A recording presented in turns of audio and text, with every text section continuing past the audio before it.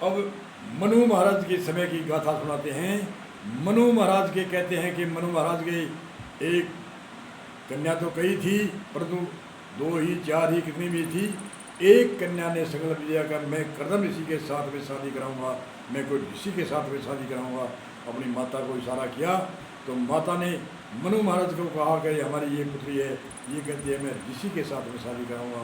तो मनु भी उस समय में सभी जानते हैं भी जिसकी भावना होती है वहाँ रिश्ता होता है तो उसका निभाव अच्छा होता है।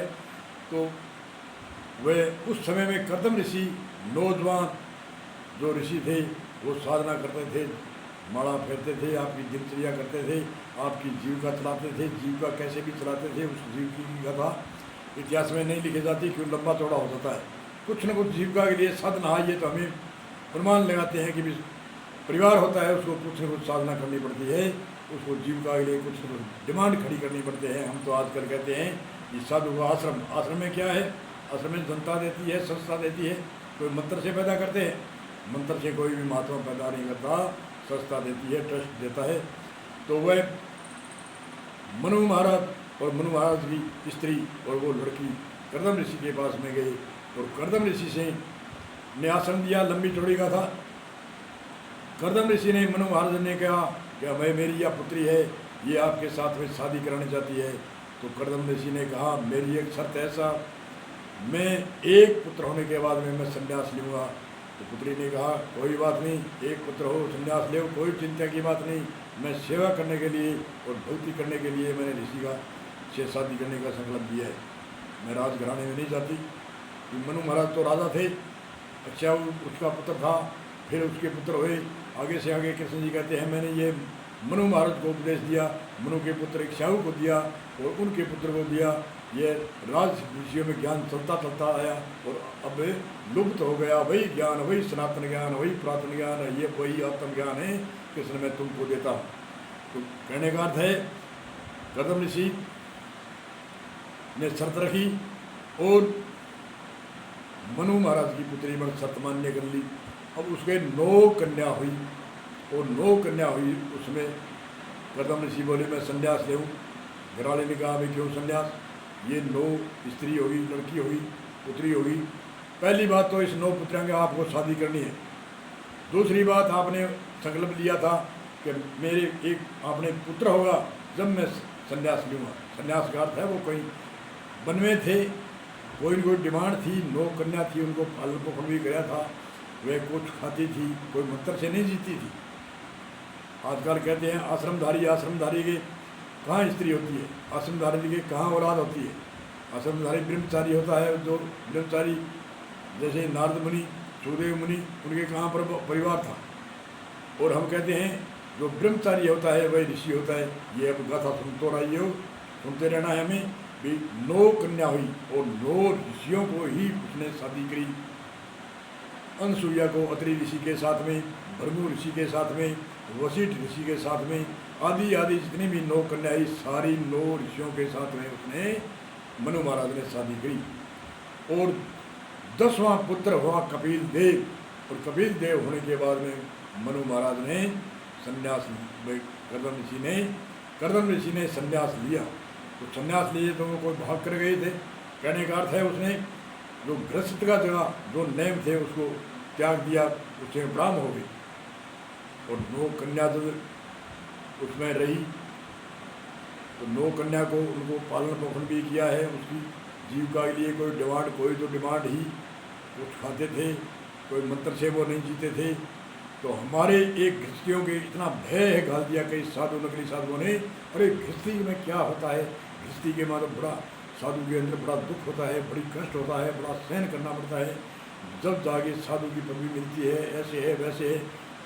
हर गृहस्थी को भयभीत कर दिया है। कई पाखधारी साधु महात्मा है जो उसको जो आज तो 5,000, 7,000, 10,000 पहले या 5,000 पहले वर्ष से कहाँ थे आश्रम, गुरुकुल होते थे। गुरुकुल में कई ऋषि होते थे, जैसे मैंने अब गिनाए हैं 9 ऋषि, इसी तरह से ऋषि होते थे।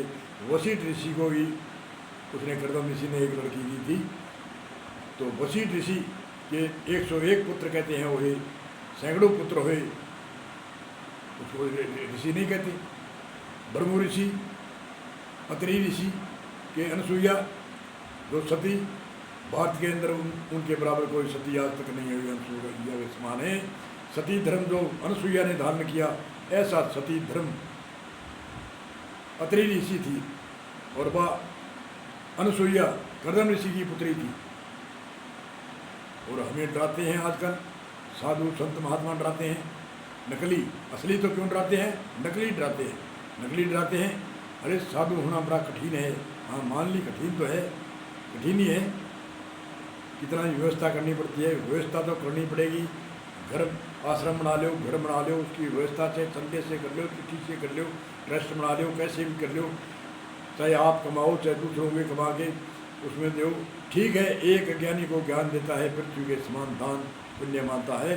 उस महान पुरुषों की जीविका के चलाने का धर्म हमारा है। जैसे विद्यार्थी हमें बच्चों को पढ़ाता है, चाहे अध्यापक है, तो सरकार नौकरी देती है, तो भाई नौकरी तो हमारी है।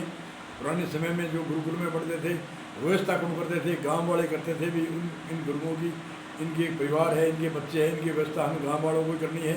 तो ऐसे जो महान पुरुष है उनकी हमें व्यवस्था करनी है, जो एक अज्ञानी को ज्ञान दे करके जो सारी पृथ्वी के दान के समान करता है, उन गुरुओं की, उन महान पुरुषों की हमें सेवा करनी चाहिए।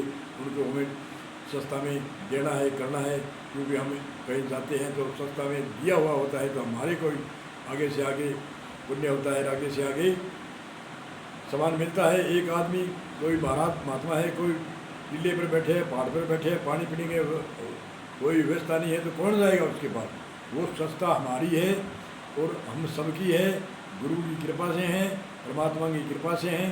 परंतु जो भयभीत करते हैं कि अरे ऐसे नहीं होता, ऐसे बड़ा दुख पाते हैं, ऐसे होते हैं, ऋषि होना बड़ा दोहरा है। ग्रह सत्य का अर्थ क्या है, ग्रह है और सत्य। ग्रह मतलब घर, अब हमें कहते हैं गृह निर्माण, गृह प्रवेश। गृह मतलब घर, कोठी, बंगला आदि आदि। और सत्य का अर्थ है घर में रह के सत्य की धारणा करो। घर में रह के सत्य क्या है, असत्य क्या है, ये पीछे भी बताया है और आप भी समझे।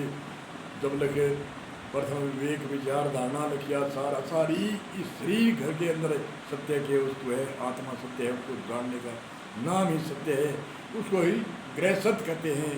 गृह मतलब रहने का स्थान और सत्य मतलब सत्य खोजने का उपाय।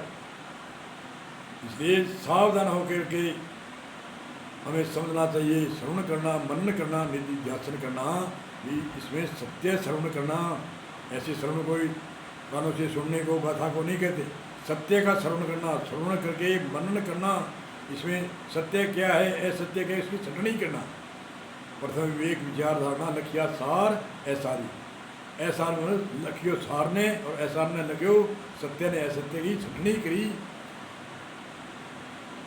जब लग मंत्री विचार नहीं आया तब लग है दूध आई। आया विचार सत्य असत्य छड्या, सत्य और असत्य को छटनी करी।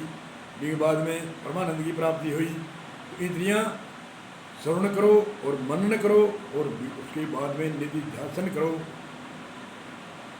उसको कहते हैं सत्संग। सत्संग को ढोलक ढम ढम तम तम तबले ढोलक पेटी अलाप करने को सत्संग नहीं कहते। ये तो एक अलाप करने का तो एक मानो एक साधन है, उस साधन से इकट्ठे होते हैं, उन साधन से चर्चा चलती है। चर्चा पर हम श्रवण करेंगे, मनन करेंगे, निधिध्यासन करेंगे तो हमारा कल्याण होगा, उत्थान होगा। हमारे मानव शरीर क्यों मिला, मानव शरीर का उद्देश्य क्या है, हमें क्या करना है, ऐसे ऐसे विचार करने के लिए आयोजन किया जाता है। आयोजन करना भी चाहिए, आयोजन में सत्य असत्य का निर्णय भी होना चाहिए। ऐसे नहीं है हम डोफा खा करके घर में आ जाए, अरे ऐसे घावे झड़काए और आ गए, अरे आज तो सत्संग कुछ नहीं, क्यों मेरे को 4-5 भजन गाने को नहीं मिले। एक मेरे प्रेमी था, उसने कहा आज मेरा दिशोरा नहीं हुआ, मैं क्यों, अरे कहे 2 भजन गाए इतने में कंठ तो बने नहीं और मेरा दिशोरा नहीं हुआ। अरे क्या करें, ऐसी ऐसी बात करते हैं, उसको ऐसे मालूम नहीं कि इसमें विषय क्या चलता है, बात क्या चलती है, इस भजन में आपने गाया क्या है और दूसरे क्या गए, तेरे गाने में मेरे गाने में क्या अंतर है।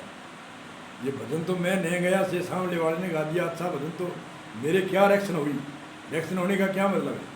भजन अच्छा दूसरे ने गा दिया तो मैं अच्छे तरीके से श्रवण करना चाहिए, मनन करना चाहिए। अरे दूसरा और मैं क्या हूँ, अलग अलग कैसे हुए, अलग अलग हमारे द्वेष कैसे हो, ऐसे द्वेष नहीं होना चाहिए, मैं अलग हूँ वो अलग है, मैंने भजन ऐसा गाया उसने ऐसा गाया, ऐसे नहीं। भजन चाहे अगला गाओ, चाहे मैं गाओ, चाहे इधर वाला गाओ, चाहे इधर वाला गाओ, तो प्रेम से सुनना चाहिए। भजन वह सभी हमारे हैं और हम उसके हैं। वासुदेव कुटुंब का अर्थ है कि हम सारे संसार हमारा है और हम संसार के हैं। बोलो सतगुरु भगवान की जय। ऐसी भावना रखनी चाहिए।